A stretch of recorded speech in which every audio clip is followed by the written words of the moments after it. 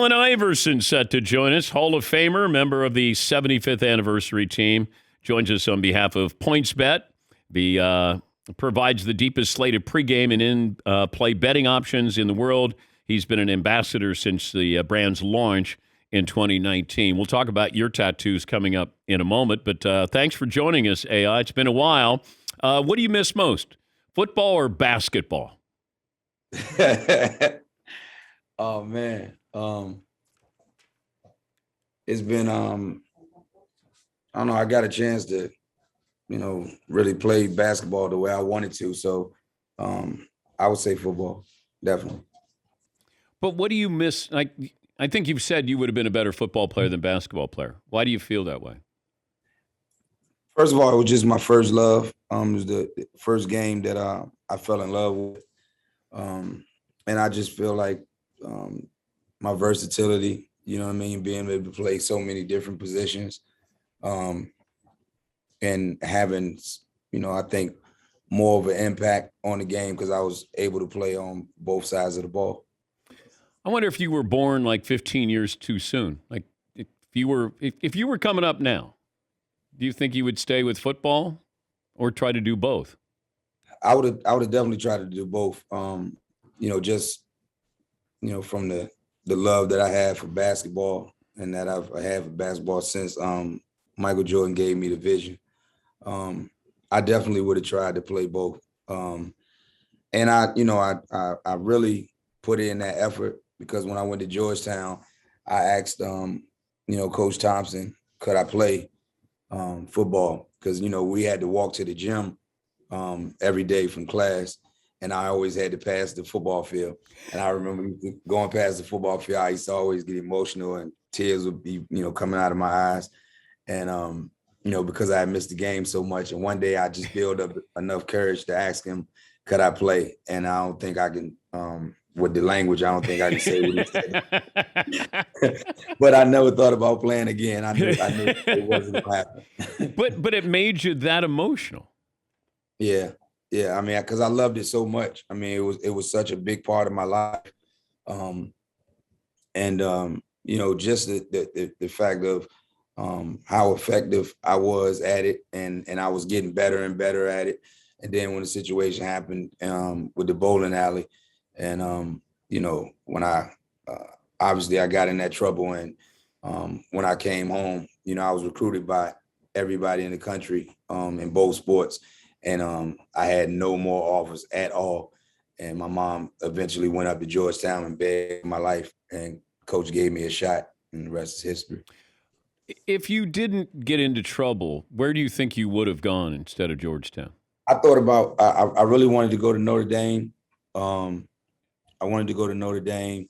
And then Joe Smith went to Maryland. So I thought about Maryland to play with him.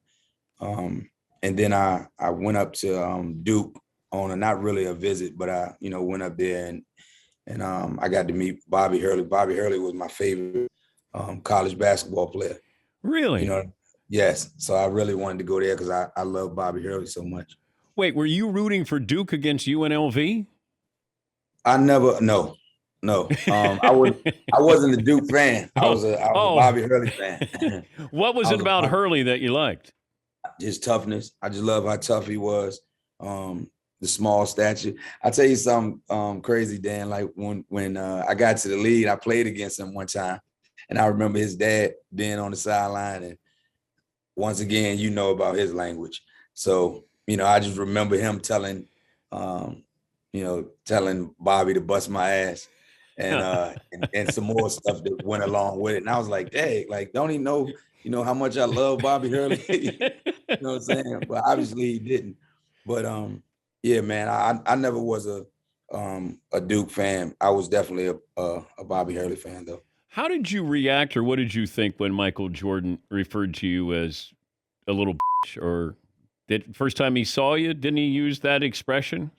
I don't think that was the first time he saw me. We was at the All-Star game the year that had to be my rookie year. It was the year that they did the top 50 guys. Yeah. And I was I think I was coming off the court from something, and I saw him, and they were getting ready to go on because he had his jacket on, and he just grabbed me. There's a photo out there with him having me like in a headlock, and he was just like, what's up, you little. But no, there was no disrespect in it. And then I didn't take it that way anyway. I was just happy for him just saying anything to me. But when you see yourself cross over Mike twice, like, it's pretty impressive. Like, what are you thinking? I mean, it was against, it was against Black Jesus. And I always told my friends growing up, that if I ever got an opportunity to try my move on the best that ever played the game, that I would. And, it was just a moment. It just happened. And, I backed them up and I did it. And I really didn't know the significance of it when it first happened, because I was just into the game, just playing the game. But then in the aftermath of everything, and seeing it all on ESPN and, all on the news and everybody talk about it, I was like, oh, yeah, I really did something. But, thinking back on it, I had got guys way worse than that, but it was just the fact that it was him. You know what I mean? And the crazy part about it is he still almost blocked it. I know. That's the testament of how tough he was and how great he was. But he didn't say anything to you, did he, after you did it? No. He didn't say nothing to me until years later. I went to, because I live in Charlotte, so I went to a Hornets game. And, me and him were, I guess it was an area in the back where, he chilled at halftime. And he had me back there and we were just talking. And I just kept telling him how much I loved him and how much he meant to my life and my career. And, telling him I wouldn't have had that vision of playing basketball if it wasn't for him. And he was like, you don't love me that much. You wouldn't have crossed me like that. And we laughed about it. But what's crazy with him is I get around him. I've been around him so many times, since the first time I met him. And I still get like nervous. I still, just fidgety around him all the time, because I love him so much. And, he's still like, when I see him, he don't look real. He's like, he got some type of a glow about him or something, an aura, you know what I mean? He just don't seem, he was the only person in my life that I've ever met and he don't look human to me. But there has to be these younger players that look up to you the way you looked up to Jordan. That's one of the greatest feelings in the world, especially with me being here with my All-American game, with my classic. And, the way they look at me, the way I have their attention when I'm talking. And it's just, it makes me feel like, okay, this how you was, or this how you are with him. And it's just a great feeling to see that, guys grew up off of me and, love me the way I love him. It's just a blessing. Alan, can you hold on? I got a few more questions I want to ask, including the famous press conference when you said we're talking about practice. We're back with Allen Iverson here on the Dan Patrick Show right after this. We talked football. We talked Michael Jordan. Talked about a variety of things with Allen Iverson, kind enough to stay with us here for a few more minutes. Joining us on behalf of PointsBet, which prides itself on speed and ease, the ease of using it, the deepest slate of pregame and in-play betting options in the world, and he's been an ambassador since the brand's launch in 2019. Allen Iverson rejoins us. So what are you doing with PointsBet? Anything they ask me to do. Definitely. You know what I mean? We have a great relationship. It's been a couple years now, and it's just a great partnership. I don't do a whole lot of betting on games. My friends do that. They're into it. They do it damn near every day. And I just thought. Do they ask you for advice though? Nah. They just they just use me for who I am. They use you for tickets and things like that. I mean, just like everybody else do. You know what I mean? I'm surprised that this many years later after playing that I'm still irrelevant and popular. Well, you were ahead of your time. I must have did something right. I must have did something right out there. But you're an iconic figure. It's almost like Randy Moss in football. Like you were ahead of your time. That's a great compliment, by the way. Yeah. Thank you. But when you had the tattoos and how people viewed you, and now everybody's got tattoos. Right. But at the time, Did you feel like you were kind of on an island, that it was just? Yes. That's a great question. And because I kind of took the ass whipping for it, Dan. You know what I mean? And it's kind of bittersweet because back then I was so young, I was 21 years old, and I didn't understand. I was basically just dressing like the guys from, my neighborhood that I, grew up with, so it was natural to me.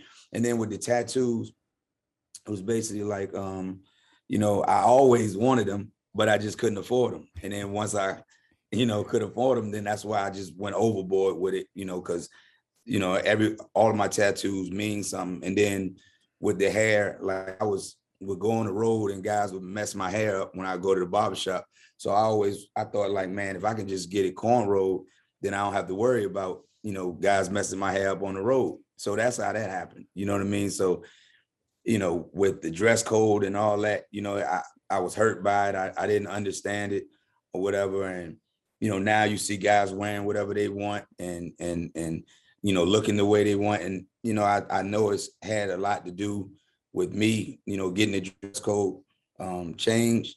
But, it's a good feeling now to see guys express themselves the way they, want to. Because when you look at the game, everybody don't play the same. So why would everybody, look the same? Why would everybody dress the same? You got all these guys in suits. When I grew up, I never went to the park with a suit on to play basketball. You know what I mean? So, the only time that I wore suits was to church and to a funeral. So, David Stern said everybody thinks this is the Allen Iverson rule. He said, right.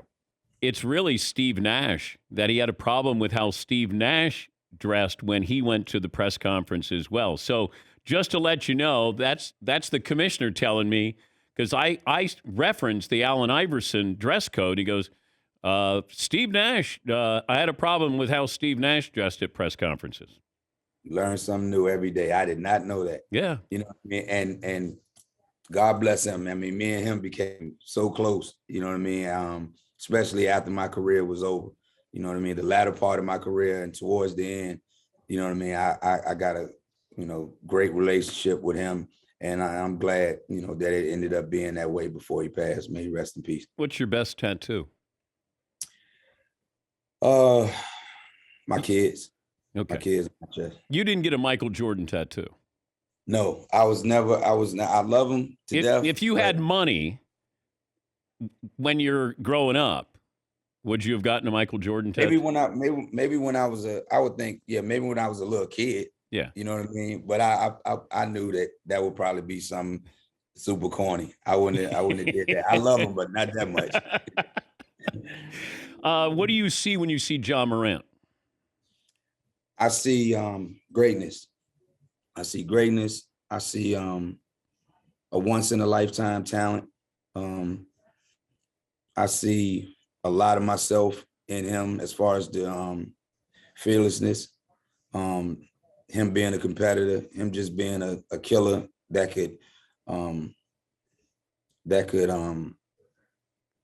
change the game in so many ways. I see someone that his teammates love and they follow and they believe in. I think when I thinking about him, when I look at the landscape of the NBA and I see all of the things that go on with the guys teaming up to play with each other now. If Shaquille O'Neal became a free agent and wanted to come play with the 76ers, I would have loved for to play with him or Kobe Bryant. But I never thought about going to team up with other guys. I never thought about that because I always felt like guys on my squad were good enough because they pros, Dan. You know what I mean? Like, and I always used to think about myself and the belief that I had in myself. And I thought, well, damn, if you put me with 4 other professionals on the basketball court, then we can't be beat. You know what I'm saying? And I used to always, like, the best feeling that I had as a basketball player throughout my career was the fact that my teammates felt like if they had me in the foxhole with them, that we would have a chance to win against anybody. And I feel like that's how Ja teammates feel about him. as long as we got him, we could win. But could you have changed your style to preserve have a little bit more longevity? Because you attacked. Right. And at some point, like Dwayne Wade attacked and then stopped attacking as much. Michael Jordan stopped attacking him. Could you have changed? And do you think Josh should be concerned about that, attacking all the time? I don't. I think if he tried to alter his game, he wouldn't be him. He wouldn't be the guy that he is today. And I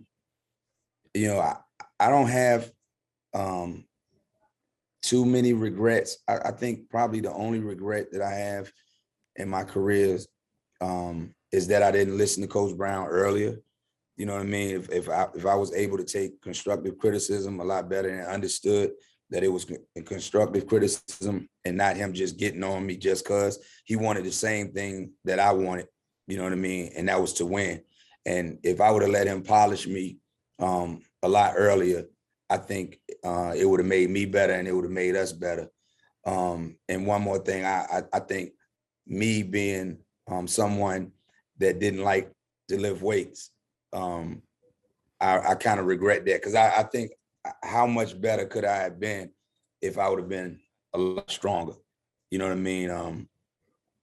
I remember a time with Billy King, we had a new strength and conditioning coach, and Billy King introduced me to him. And I was like, why would you introduce him?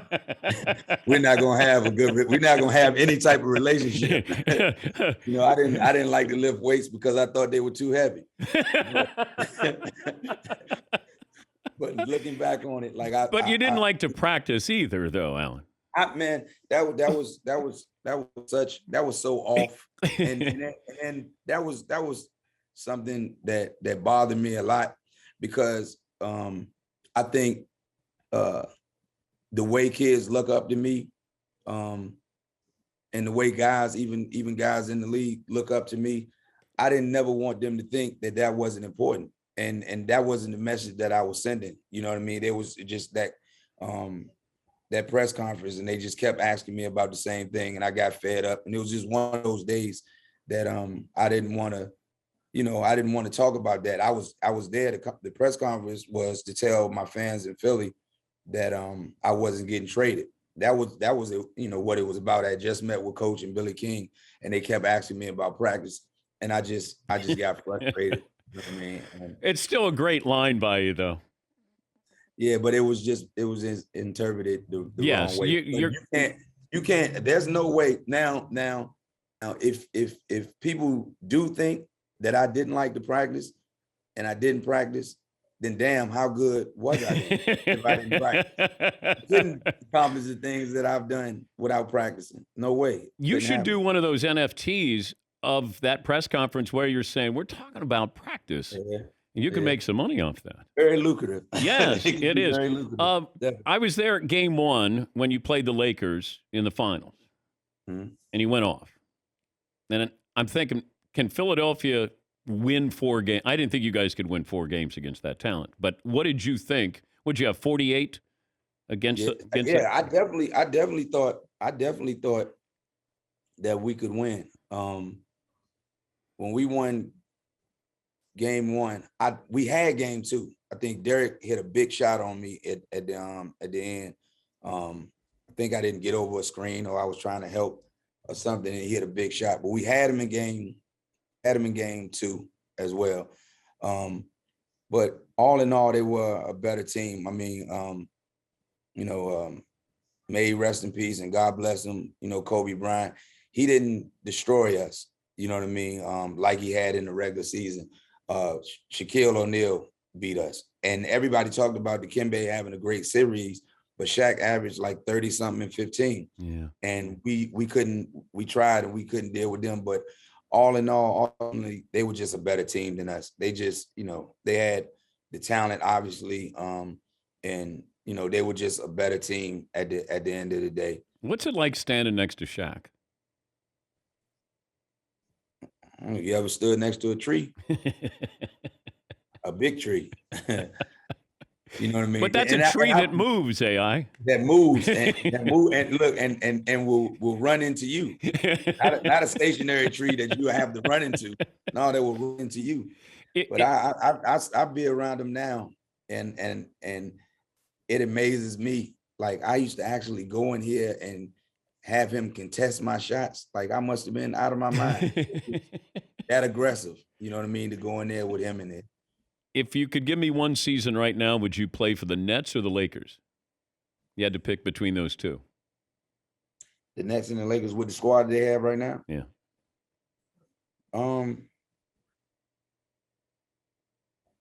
Let me see. Was Kyrie was considered a two guard this year, right? Yeah. He was considered a two? Yeah. I don't know. I would rather whatever team that I could have played the two. Well, you know what I mean? I think with the Lakers, Russ obviously would have been he would have been the point.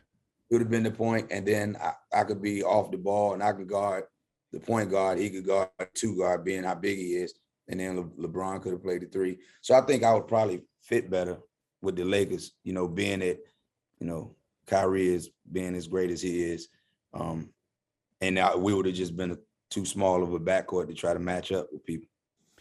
Could LeBron ever surpass Michael Jordan as the best player, in your opinion? I would never.